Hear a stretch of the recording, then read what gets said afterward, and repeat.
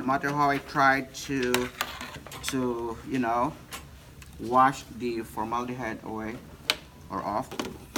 So can you tell me which one I am putting in this? This one, what chamber is this?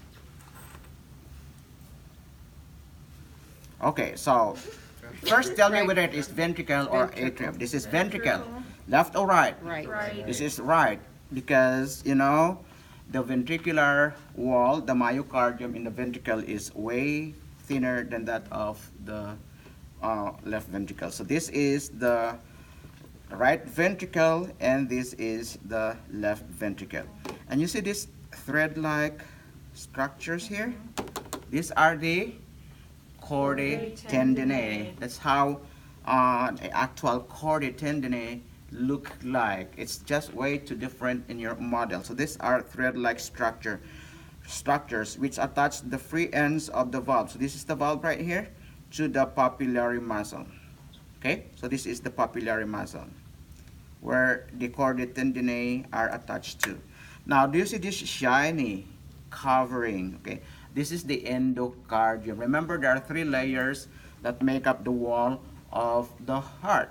This is your epicardium, where you have some fatty tissue there, and this is the thick myocardium, and then you have your endocardium. All right? And so if this is the left ventricle, that means this one here is the left atrium. Okay, so the left atrium, and this is a part of your mitral valve or your left atrioventricular. And what's the other name?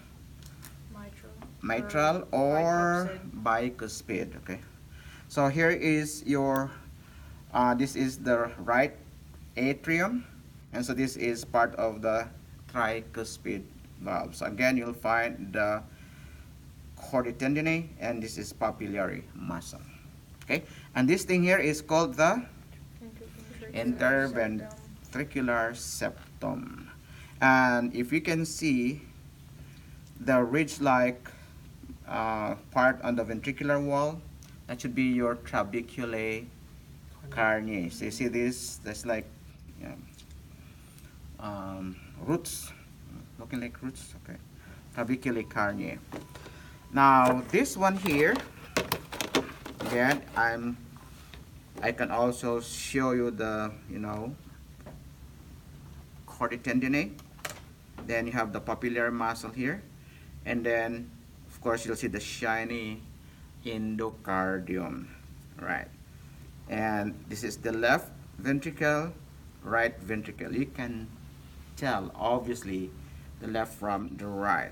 Now this one here is a part of the aortic valve, aortic semilunar valve leading to the aorta. So that means the left atrium is somewhere right here, not in this section. Okay, so here is the right atrium again.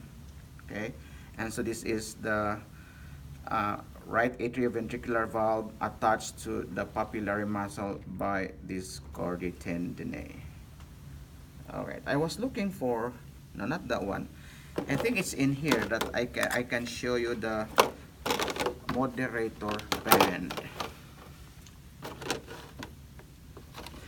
So again here, can you tell me what blood vessel is in here? Okay, it's coming from the left ventricle, so this should be your aorta. Aorta. And that means this one here is part of the aortic semilunar valve. Okay, so here is your very small right ventricle. So the right atrium should be somewhere in here. And see this structure here? Now this is the moderator band. Okay, so the moderator band here is found only on the right ventricle, and it does a couple of functions. One is it prevents the right ventricle from overstretching, and another is, you know, in the conduction of electrical activity, this may also bring the electrical activity to the papillary muscle. Okay, The right ventricle? that's yeah, in the right ventricle. So supposedly the electrical activity will go down to the ventricle by way of the bundle branches and then to the Purkinje fibers. But this will also bring electrical activity going to the papillary muscle. Alright, so here is your bicuspid valve or mitral valve, and you have your chordae tendineae, and this is the right atrium right here. What else do you need to know about the heart? Well, I think that's it. Okay, that's it. So this is the this is the left atrium here, and this one here is, okay, that's a blood vessel. I don't see the right atrium. It's very, okay, should be very small. Okay, but anyway, I will ask you only the obvious ones. So maybe 1 or 2 stations. This heart.